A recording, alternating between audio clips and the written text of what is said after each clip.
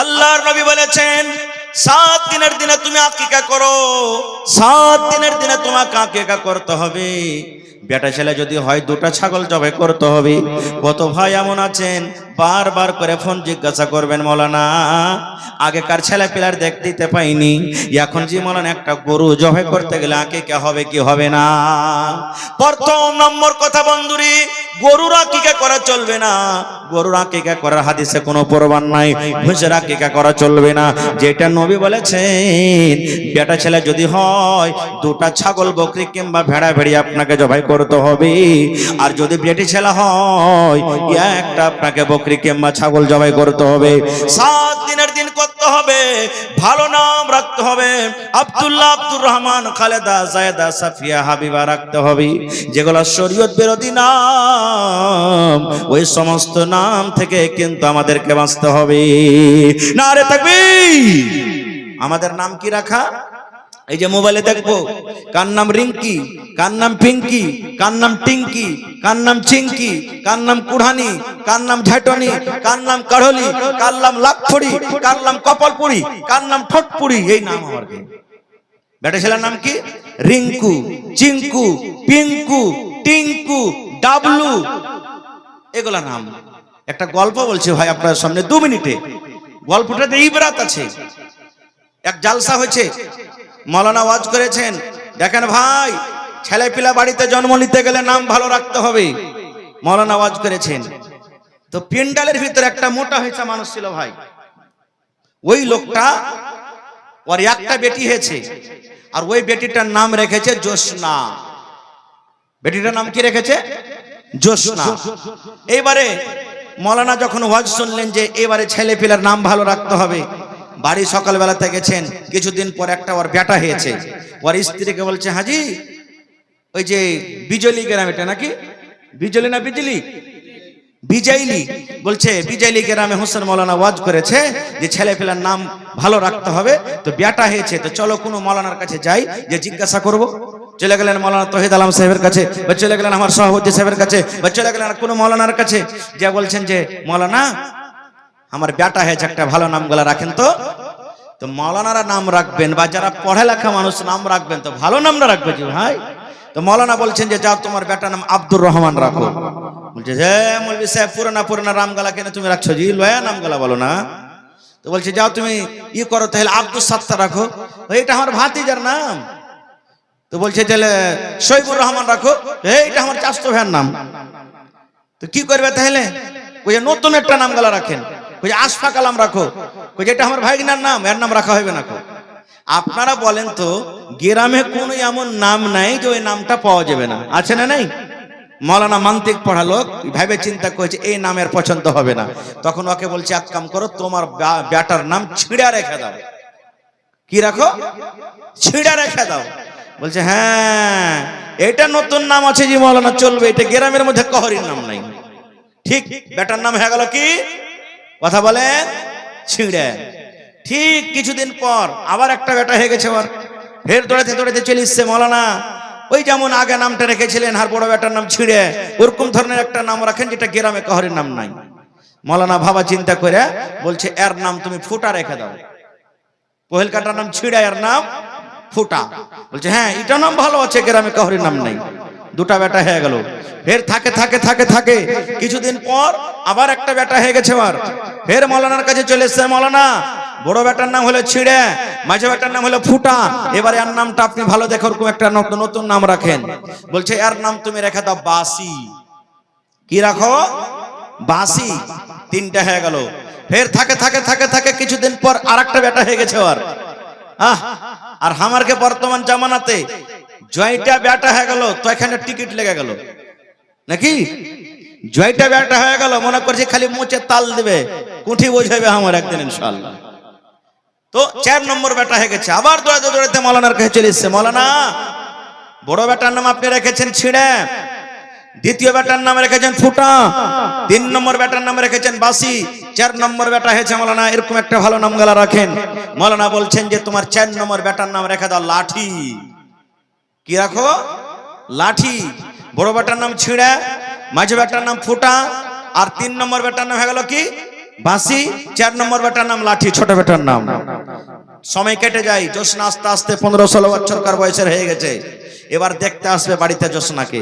আপনারা বলেন ইমানদারির সাথে, আপনারা যদি 4-5টা ভাই থাকেন আর আপনার বাপ বাড়িতে আছেন গার্জিয়ান হিসাবে, যদি কোনো ভাইকে বা আপনার কোনো বোনকে দেখতে আসে, আপনার আব্বা বলবে না বেটারে শোন লোকজন বাড়িতে আসছে, ভালো হয়ে থাকবি বেটা, যেমনই আসবে কেউ পানি আনবি, কেউ খাইতে দিবি, কেউ বিছান কাঁথালে আসবি, কেউ কুরসি দিবি, কেউ কিছু দিবি, বলে কি বলে না ভাই? তো জোসনার বাপ মানে ওই ফুটা ছিঁড়ার বাপ বেটারাকে রাইতের বেলাতে বুঝাইছে। কি বুঝাইছে? প্রথম নম্বরে বেটা ছিঁড়াকে ডাক দেয়, বলছে বেটা ছিঁড়া, যখন কুটুম বাড়িতে আসবে ধন রে, তাড়াতাড়ি করে তুই বেচিয়ান রেডি করে দিবি, বিছান লাগিয়ে দিবি। ছিঁড়ার কাম এটা হয়ে গেল। 2 নম্বর বেটা ফুটাকে বলছেন বেটা, লোকজন যখন বাড়িতে আসবে তোর দায়িত্ব, তোর কাজ হলো বেটারে বদনাতে করে করে তুই পানি দিয়ে দিবি। 3 নম্বর বেটাকে বলছেন বেটারে বাসি, যখন খাওয়ার টাইম হবে তাড়াতাড়ি করে তুই খানা রেডি করে দিবি। এই করে করে করে বেটারাকে কাম বুঝিয়ে দিলেন। সকাল হইল 8টা-9টার সময়তেই জোসনার বাপ অর্থাৎ ছিঁড়ার বাপ বলেতে কুরসিতে বসে আছেন। ইস্কারপুতে চড়ে রে ভাই, বেটার বাপ 2-4 জনকে সাথে নিয়ে জোসনাকে দেখতে এসেছে।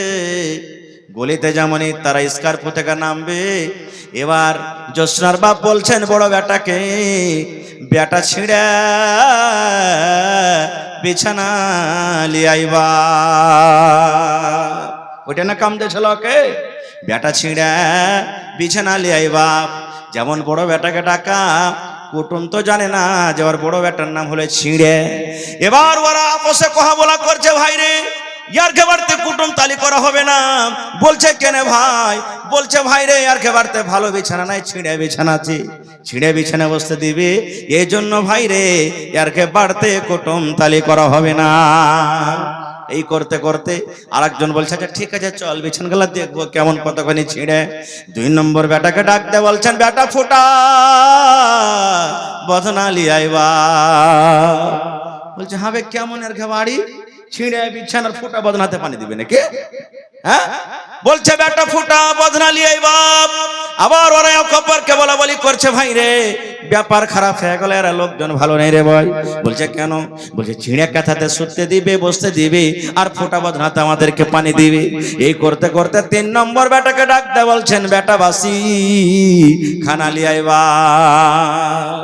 বলছে যাবা কাজ করতাম, কুটুম করতাম, আর করব না। ছিঁড়ে কাঁথা দিবে, ফোঁটা বদনা দিবে, আর বাসি খানাও খাওয়াবে আমাদেরকে। এই জন্য তো বলছে বেটা বাসি খানা লিয়াইবা, এর খাবার তার থাকা হবে না। ওরা ভাই বোলেরো ঘুরিয়ে আবার কুটুম যতটি এসেছিল বোলেরোতে শহরে যেতে শুরু করেছে। জোসনার বাপ মনে মনে বলছে আল্লাহ রে, কেন আমার কুটুমটা বাড়ি থেকে পালিয়ে গেল? বেটা ছিঁড়েকে ডাকনু, বেটা ফোটাকে ডাকনু, বেটা এই বাসিকে ডাকনু। 3 বেটার নাম নেওয়ার পর আমার কুটুম আমার বাড়ি থেকে চলে যায়। এবার 4 নম্বর বেটাকে একবার ডাক দিত, দেখছি বেটা লাঠি এখানে আইবা, বেটা লাঠি এখানে আইবা। কুটুম যখন শুনেছে ওরে বলছে ভাইরে তাড়াতাড়ি করে পালা, না পালালে এবার লাঠি দিয়ে কিন্তু সুতিয়ে দিবে। ভাইরে তাহলে এই সমস্ত নাম যদি আমরা রাখি, তাহলে বলেন আমাদের ভবিষ্যৎ কি হবে? ভাই আমরা কোথায় যাব? শেরশাবাদীর নাম সব থেকে ডাবল, 3 ডাবল, 4 ডাবল, 5 ডাবল আসছে। আর সরকারের ঘরে আমি একটা বিএলও, আমি জানছি আধার কার্ডে মৌলানা কিছু, ভোটার আইডিতে কিছু, কেওলাতে কিছু, আরাকানটা কেওলাতে কিছু, ড্রাইভারি লাইসেন্সে কিছু। জানেন ব্যাংকে আপনি চলে যাবেন, একটা লোকের টাকা আছে, বাহির থেকে বিদেশ থেকে টাকা পাঠালছে 1 লক্ষ টাকা ওর বেটা, আর এক কাগজে লেখা আছে ইউসুফ, আর এক কাগজে লেখা আছে মোহাম্মদ ইউসুফ। এক কাগজে ইউসুফ আর এক কাগজে মোহাম্মদ ইউসুফ। 3 দিন 4 দিন চক্কর লাগিয়ে দিচ্ছে। ম্যানেজার সাহেব বলছেন যে তুই টাকা পাবি না। বলছে কেন পাবো না? বলছে তোর নাম 2 রকম হতে পারে না, যেটা নাম হবে একটাই, একটাতে লেখা আছে ইউসুফ, একটাতে আছে মোহাম্মদ ইউসুফ। এখনো দেখবেন কত ভাই এমন আছেন ওর আধার কার্ডে নাম কিছু আছে আর ভোটার আইডির কাছে নাম কিছু আছে, কেওলাতে নাম কিছু আছে। কখন আপনারা শিখবেন, কখন আপনারা জানবেন? এগুলা কেন ভুল হয়? ইলমের কারণে ভুল হয়, শিক্ষার কারণে ভুল হয়। এখন আমরা জানতে পারি না, এখন আমরা জানতে পারি না। এই জন্য প্রত্যেক মুসলমানকে পড়ালেখা হইতে হবে, কমপক্ষে ওর নামটা তো চরুস হবে, নামটা তো ঠিক করে শিখতে পারবে। আল্লাহুস সামাদ। তো ভাই আমার, প্রথমে করতে হবে কি? 7 দিনকে দিন আকিকাত করতে হবে, আর ছেলে হোক মেয়ে হোক ভালো নাম রাখতে হবে। তারপর আমাদেরকে কি করতে হবে? সুবহানাল্লাহ। যখন ছেলেটা কথাবার্তা বলতে শুরু হয়, আমরা কি বলি? যখন খালা আসেন বাড়িতে, দাদি নানি আসেন, বল বেটা বল, টাই টাই বাবা, টাই টাই বলে না, টাটা বলে। কি বলে জি ভাই? Tata, tata, bye bye. কেন শিখাবেন টাটা? টাটা কোন হাদিসে আছে? বাই বাই কোন হাদিসে আছে? আল্লাহ রাসূল বলেছেন তুমি সালাম শিখাও, সালাম শিখাও। আর সালাম শিখাবো কেন করে জি ভাই? রাসূল বলেছেন তুমি যদি তোমার বাড়িতে, নিজের বাড়িতে ঢুকো, তাও তোমার স্ত্রী বাড়িতে আছে, তুমি জানছো কেহ নাই, তোমার বিবিকে সালাম দাও, সালাম দাও। আর আমরা সালাম কেমন করে দিব জানেন? গুইধার মা কুন্ডে গেলি রে, এই শালা খোদ বিষ্ণি কাহেকার কুন্ডে চলে গেল বে, হ্যাঁ কুন্ডে চলে গেল, এই তো আমাকে সালাম। আর মা খালারা কি করবে জানেন? তাই তরকারি কিনতে হবে, বেলা ডুবতে গেছে, হাঁকে হাঁকে, হার কপাল পোড়াটা কুন্ডে চলে গেল, হাঁকে হাঁকে কখন হাট বাজার যাবে, মানে হাঁকে হাঁকে করে এমন করে কল্প করবে মনে হয় আর শাশুড়ি কাহারি লাইন পাখা নেই। এই নওজওয়ান মুসলমান, এগুলো আমাদেরকে শিক্ষা দরকার। আপনি যেমন করবেন আপনার ছেলে পেলে শিখবে।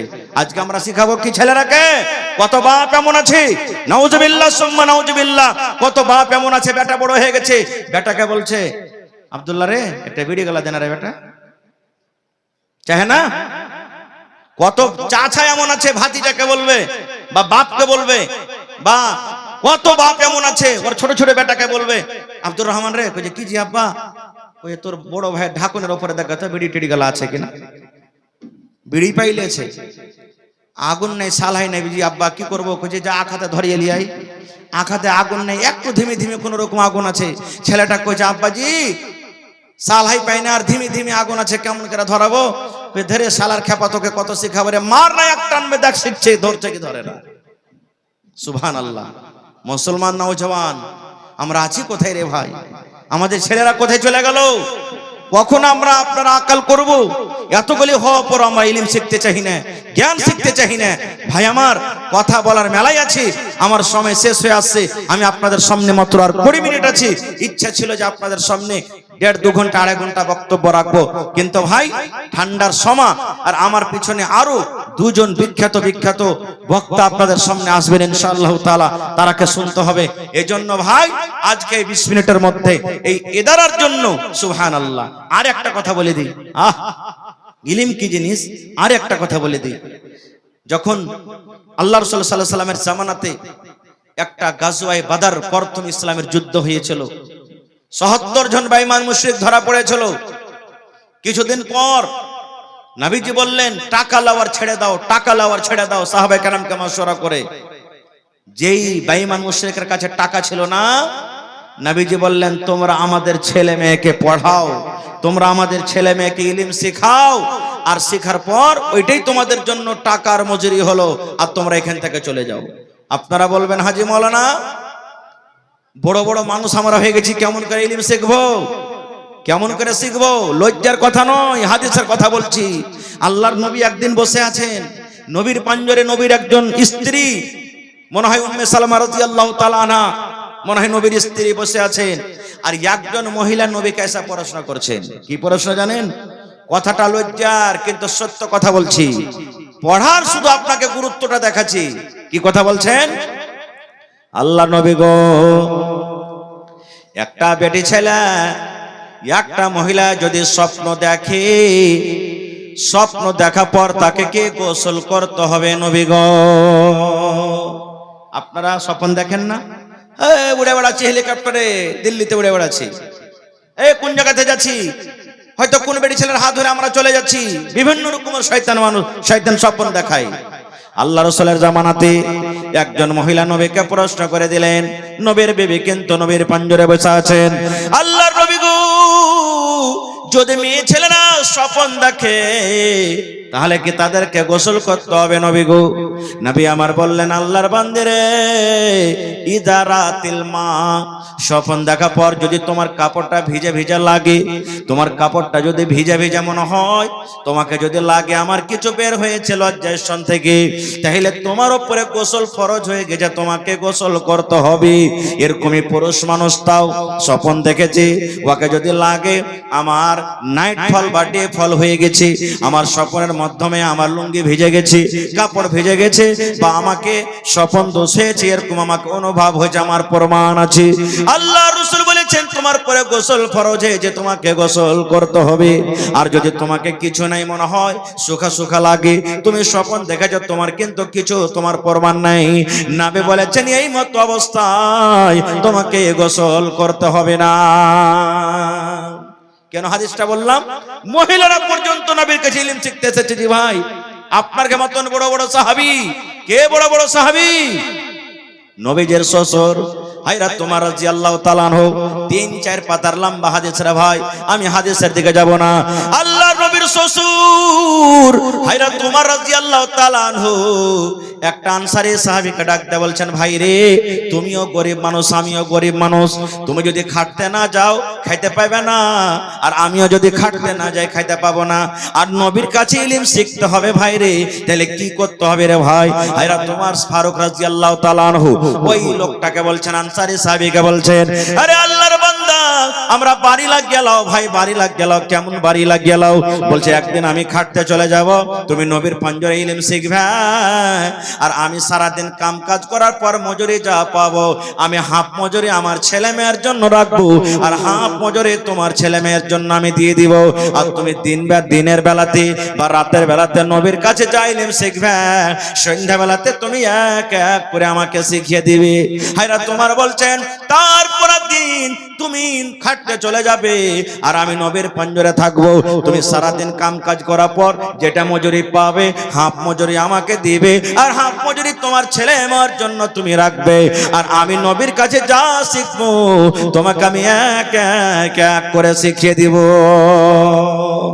সুবহানাল্লাহ। ভাই মুসলমান, তো ইলম কি জিনিস দেখেন, বড় বড় সাহাবী হযরত আবু বকর রাদিয়াল্লাহু তাআলা আনহু ইলম শিখেছেন, হযরত আবু হুরায়রা রাদিয়াল্লাহু তাআলা আনহু এর তো পড়ালেখা ছাড়া কিছু কামই ছিল না গো, অনেক এরকম হাদিস এসেছে। সুবহানাল্লাহ। তো ভাই, এত সুন্দর বালক, এত সুন্দর বালক, তুমি ইলম কেন শিখনি?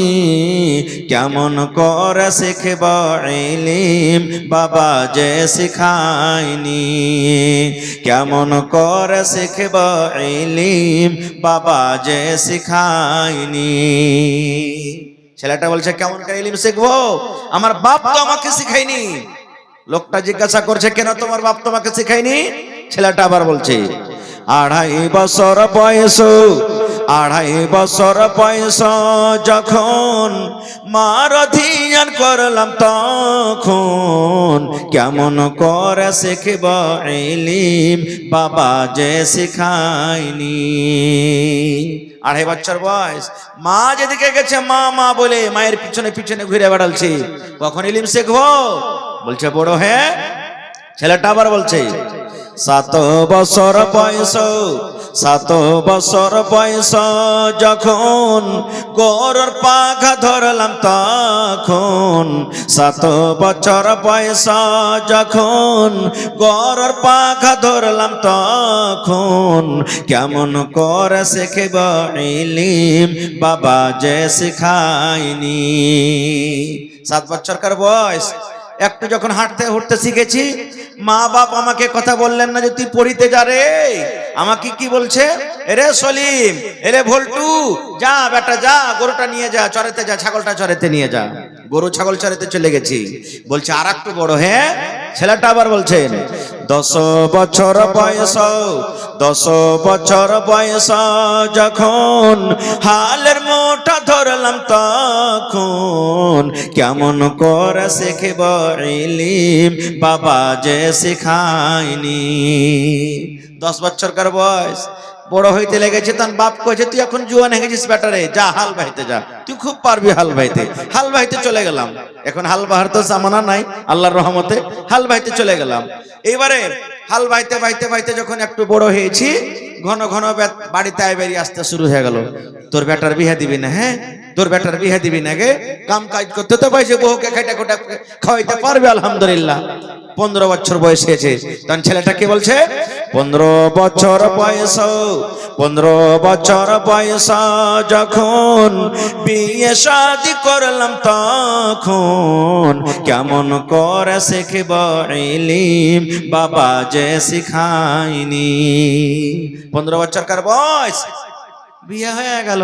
বলছে বিয়ে পড়া হবে না? ছেলেটা আবার বলছে 20 বছর বয়স, 20 বছর বয়স যখন ছেলে মেয়ের বাপ, তখন কেমন করে শিখব ইলম, বাবা যে শিখায়নি। 20 বছর বয়স, আঠানা চেরানা হয়ে গেল। আঠানা চেরানা বুঝেন তো? বুঝেন ভাই? আঠানা চেরানা হয়ে গেল মানে কি, ছেলে পেলে ছাপুকা হয়ে গেল। তখন ওরা বিস্কুট চাইবে, আব্বা বিস্কুট দেন, চকলেট দেন, টাকা দেন। তো ওদের জন্য খাটতে যাবো, খাতা কলম নিয়ে মাদ্রাসা পড়িতে যাবো, স্কুল পড়িতে যাবো, তো কখন ইলম শিখবো? দায়ী কে হলেন? বাপ। এজন্য প্রথমে কি করতে হবে? বাপকে ইলম শিখতে হবে।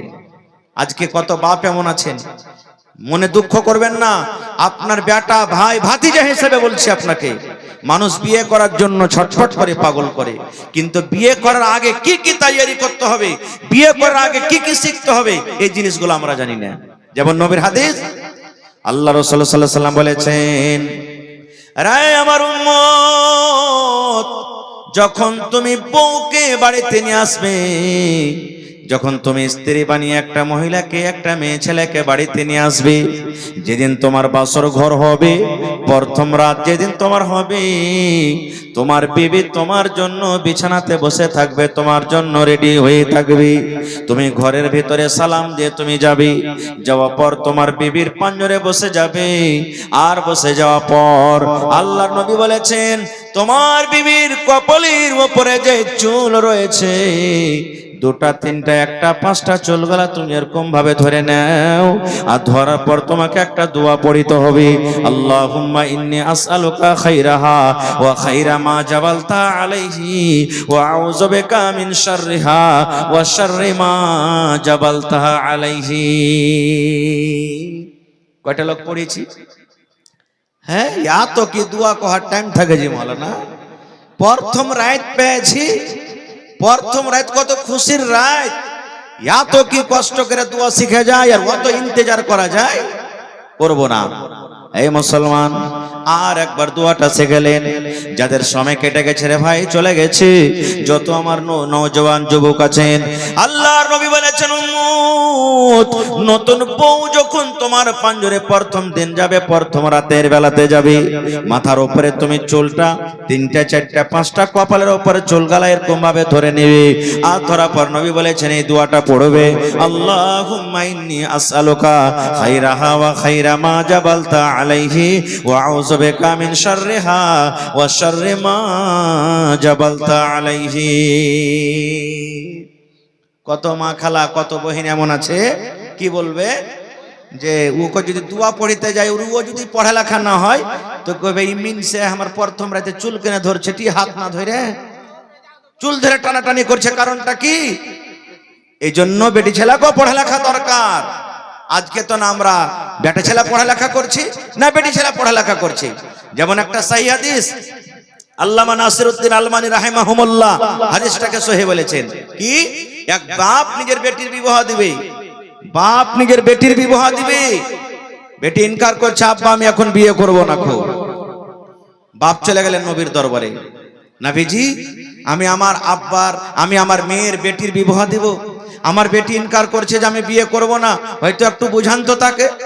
নবীজি বললেন তোমার বেটিকে এনেছো? বলছেন না। বলছে যাও তোমার বেটিকে নিয়ে এসো। বেটির সাথে করে চলে গেলেন। এই আমার ভাইরা মায়েরা খালারা শোনেন, আল্লাহর নবী বলছেন, রে আল্লাহর বান্দি, তোমার আব্বা জান তোমার বিয়ে দিবে, হয়তো তোমার জন্য একটা সুন্দর ছেলে খুঁজেছে কিংবা খুঁজবে, তোমার আব্বাজান ইরাদা করেছে তোমার বিয়ে লাগিয়ে দিবে। আল্লাহর বান্দি তুমি ইনকার করো, তুমি রাজি হয়ে যাও, তোমার আব্বার কথাটা হলে মেনে নাও, তোমার আব্বাজানের কথা তুমি শুনে নাও, তোমার আব্বাজান তোমার বিয়ে দিবে, তুমি রাজি হয়ে যাও, তুমি ইনকার করছো, ইনকার করার কারণটা কি? বলছেন আল্লাহর বান্দি তুমি তোমার আব্বার কথা কেন মানো না? দেখেন ইলম কি জিনিস, পড়ালেখা কি জিনিস। এবার ওই বেটি ছেলে নবীকে কি বলছেন জানেন? আল্লাহ নবী গো, একটা কথা আপনাকে জিজ্ঞাসা করব নবী গো। কি কথা জিজ্ঞাসা করব? সেই বেটি ছেলে বলছে নবীজি আমার আব্বা জান আমার বিয়ে লাগাবেন, কিন্তু নবী গো আমি এই কথাটা জানি না, আমার যেটা স্বামী হবে আমি স্বামীর খিদমত করব কেমন করে নবী গো? স্বামীর খিদমতের ব্যাপারে আমার কোনো জ্ঞান নাই। স্বামীর বাড়িতে কেমন ভাবে আমি থাকবো, শ্বশুরের খিদমত কেমন করে করব, শাশুড়ির খিদমত কেমন করে করব, কিভাবে আমার স্বামীর কাছে থাকবো, নিজের স্বামীর মনটাকে আমি কাটতে পারবো, আমার স্বামীর কিভাবে আমি হক করব, খিদমত করব, যে আমার স্বামীর হক আমি আদায় করতে পারবো, এই ব্যাপারে আমার কোনো জ্ঞান নাই, কোনো বুদ্ধি নাই। নবী গো আমার স্বামীর ব্যাপারে প্রথম আপনি আমাকে জ্ঞান দেন, যে আমার উপরে আমার স্বামীর কতটুকু হক করেছি আমি শুনবো, তারপর আমি ফয়সালা নিব। কত সুন্দর প্রশ্ন নবীজি।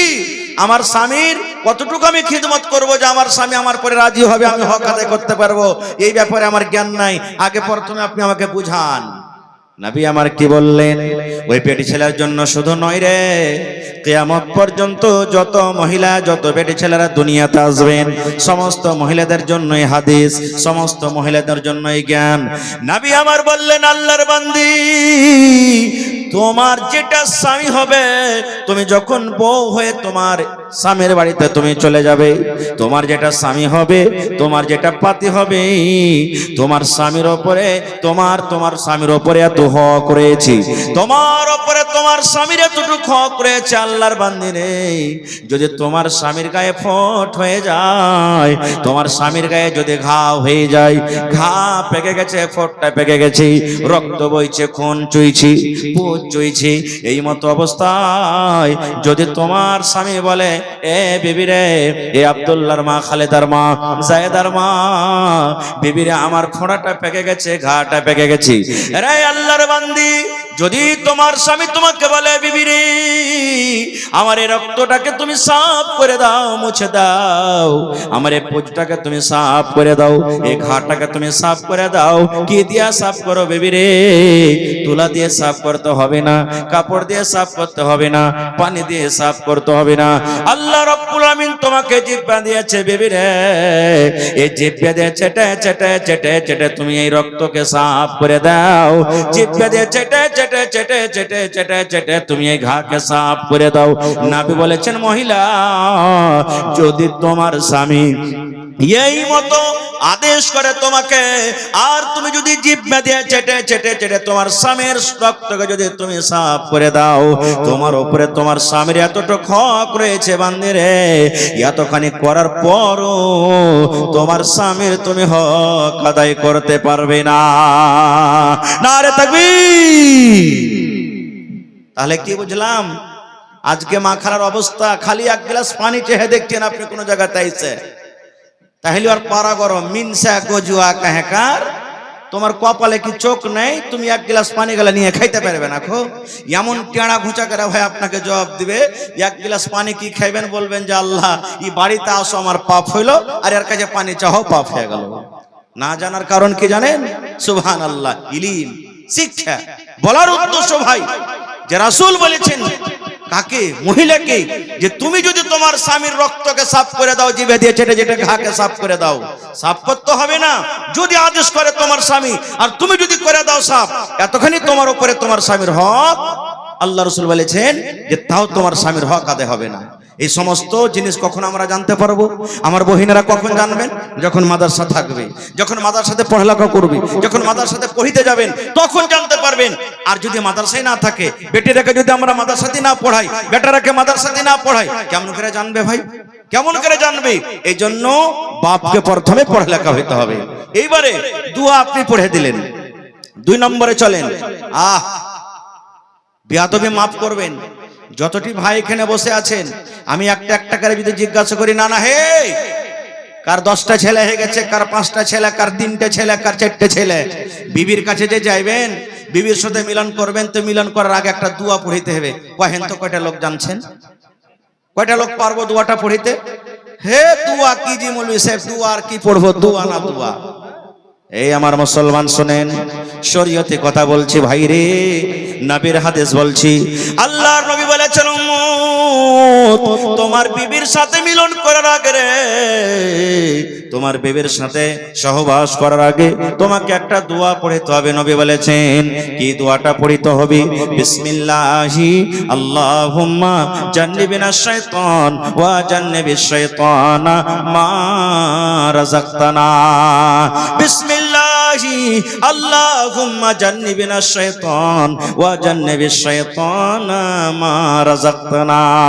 নবী বলেছেন এই দোয়াটা পড়তে হবে একটা পুরুষকে, আর এই দোয়াটা পড়ার পর তুমি তোমার স্ত্রীর সাথে তুমি সহবাস করবে। বলবেন হাজী মৌলভী সাহেব, দোয়াটা তো জানি না, শিখোনি, শিখার চেষ্টাও করিনি, বুড়িয়ে গেল, মাথার চুল পেকে গেছে, দাড়ি পেকে গেছে, কোনো গুনাহ হবে কি? কত বড় ক্ষতি শোনেন, কত বড় পাপ, কত বড় গুনাহ। আমার কথা নাই ভাই রে, নবী আমার বলেছেন, যদি আপনি বিনা দোয়াতে বিবির কাছে আপনি চলে যান, বিনা দোয়াতে যদি বিবির সাথে সহবাস করলেন, মিলন করলেন, ওরে আল্লাহ নবী বলেছেন, যতবার বিনা দোয়াতে আপনি জীবনে বিবির কাছে যাবেন বা গিয়েছেন, অতবার আপনার সাথে সাথে শয়তান আপনার বিবির সাথে গিয়েছে, আপনার বিবির কাছে গিয়েছে। যতবার আপনি বিনা দোয়াতে মিলন করেছেন, শয়তান আপনার সাথে সাথে আপনার বিবির কাছে গিয়েছে।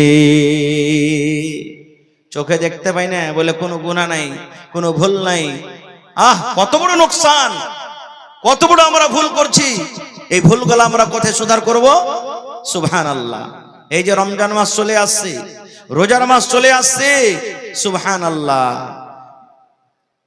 রমজান মাসে, রোজার মাসে বিবির সাথে আমরা মিলন করতে পাবো কি পাবো না? এগুলা কোথায় শিখবেন? মাদ্রাসাতে শিখতে হবে। যারা মাদ্রাসা যেতে পারেননি, এই ধরনের জালসা জুলুসে শিখতে হবে। রোজার হালাতে, রোজার দিনে সাহারি খাওয়া থেকে নিয়ে, অর্থাৎ ফজর আজান থেকে নিয়ে ইফতারি করা পর্যন্ত বিবি আমার আপনার জন্য হারাম। হারাম বলতে সহবাস করা হারাম। রাতের বেলাতে হালাল, রাতের বেলাতে হালাল, এমনি দিনও এমনি টাইমও। আপনি কি করেছেন? বিবির সাথে মিলন করে নিয়েছেন। মিলন করার পর আমি যদি আপনাকে বলি, রে আল্লাহর বান্দা, বিবির সাথে মিলন করেছেন, গোসল ফরজ হয়ে গেছে, আল্লাহর ওয়াস্তে একটু বলেন তো কয়টা লোক জানছি ফরজ গোসল কিভাবে করতে হয়? যারকে বাড়ির 15 ভাই লত্তি আছে, যে একবারে ডুবক ডাবক দিয়ে হড় হড় করে গোসল করে চলে এলো। মোটর যারকে বাড়িতে আছে, নল চালু করে দিলে গোসল করে চলে এলো। কল বাড়িতে আছে, টিউবওয়েল দাবিয়ে চলে এলো। এই নওজওয়ান মুসলমান শোনেন, আল্লাহ রাসূল সাল্লাল্লাহু আলাইহি সাল্লাম যেভাবে গোসল করার আদেশ করেছেন, বন্ধুরে, নবী যেভাবে গোসল করেছেন, যদি আমার আপনার গোসল যদি নবীর তারিকা মতন যদি না হয়, জীবন ভর গোসল করতে গেল, একদিনও কিন্তু গোসল হয়নি। নবীর তারিকা মতন গোসল করতে হবে, তাহলে গোসল হবে। কেমন করে করতে হবে? কেমন করে গোসল করতে হবে? ফরজ গোসল করার নিয়ম কি? একটা মেয়ে ছেলে, একটা বেটি ছেলে, একটা বেটা ছেলের ফরজ গোসলের নিয়ম কানুন একটাই, কোনো আলাদা আলাদা নাই। আমার সময় খুব কম, আল্লাহ যদি বাঁচিয়ে রাখে বেশি না, আবার কোনোদিন আলোচনা করব যে ফরজ গোসল কিভাবে করতে হয়। তাহলে ফরজ গোসলের ব্যাপারটা আমাদেরকে জানতে হবে। আর একটু আগে চলেন। সুবহানাল্লাহ। এই ভাই মুসলমান,